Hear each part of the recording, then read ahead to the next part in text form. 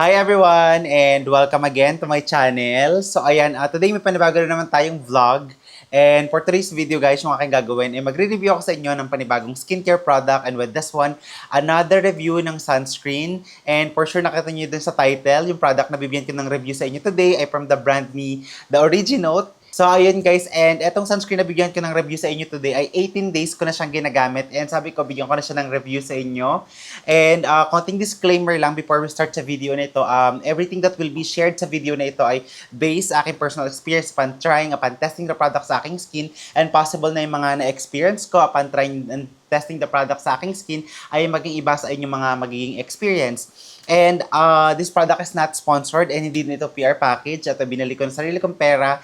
And yung aking skin type, if you're going to ask me, combination skin, yung T-zone ko ay oily and rest ng aking face ay dry, and sometimes hanggang normal yung aking skin type, okay? So, ayun guys, and ito na nga yung product na bibigyan ko ng review sa inyo today, and this is the product. So, this is the Original Hyalocera Gel Sunscreen, and this is the product. I hope you can see sa inyong screen. This is the product that I am going to review sa inyo today. And this is the product. I got this sa TikTok for only 147 pesos. And I think this product ay available sa Shopee, sa Lazada, and sa other online platforms. Okay? Again, 147 pesos and you'll get 30 ml of the product. And honestly, 147 pesos, affordable na yung product because you'll get 30 ml. And with this one, itong sunscreen ni The Original, guys, this is broad spectrum, meaning to say, it help to protect our skin from UVA at UVB, and it is SPF 40 PA+++++++. So, meaning to say, ito ay broad spectrum na poprotektahan nito yung ating skin from UVA at UVB.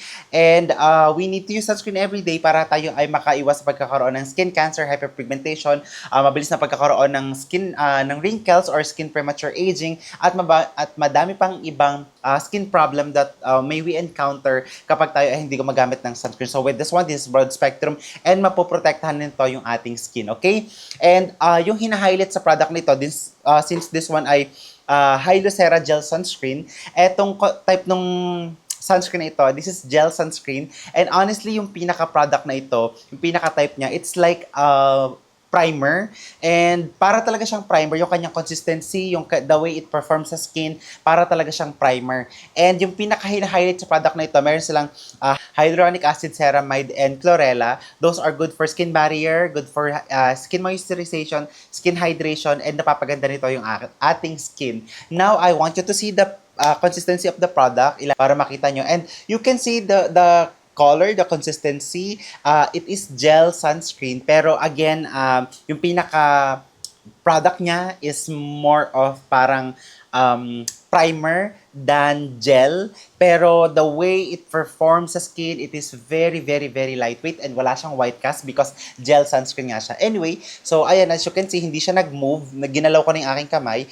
And once you apply, it evenly spreads sa skin na para talaga siyang moisturizer. And nagbibigay siya ng glow. You can see, nagbibigay siya ng glow, ano?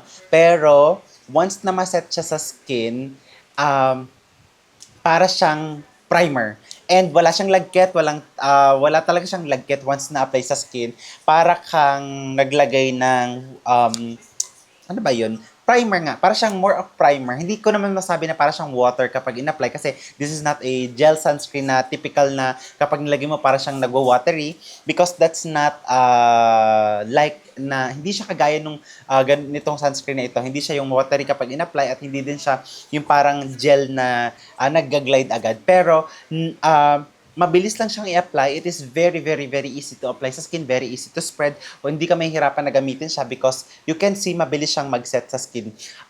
May konti siyang glow pero once na nag-set sa skin, nagmamatify siya. And what I love with the product, kasi once you use the product, kapag nag-set siya, it stay there. And hindi siya yung tipo ng sunscreen na may white cast. So now, I've been using the product again for 18 days.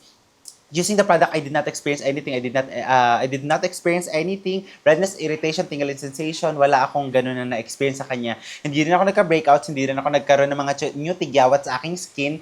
Tapos pa, what I love with the product is mabilis siyang mag-set sa skin. Tapos, it has a blurring power. So, pwede mo siyang actually gamitin niya as a primer sa iyong skin if magme-makeup kayo. Kasi nga, meron siyang power to blur the pores. So, hindi naman siya yung tipo na nagsisink dun sa pores na ang pangit tignan. It is more para siyang pinapakinis niya yung inyong skin. So, that's how the product will perform kapag ginamit na sa skin. And ganun ko siya na experience. Again, wala akong negative na experience. And honestly, I love with the product. I love with the product. I love the product because it is very, very, very nice sa skin. I love how it performs sa skin. Para siyang merong, ano ba yun, water resistant. Tapos, alam niyo yung feeling na kapag pinawis kayo, mararamdaman niyo na the product is still there. Kasi meron siyang parang primer effect talaga sa skin na parang may glycerin. So, ganun siya. Pero hindi siya bothering sa skin. Hindi siya yung very, very lightweight lang talaga siya. As in, when you apply sa skin, one, it's set, wala kayong negative na may experience using the product. And, yun nga, I did not get new pimples, which is good. Hydrating and moisturizing siya. Tapos, may mattifying effect siya sa skin.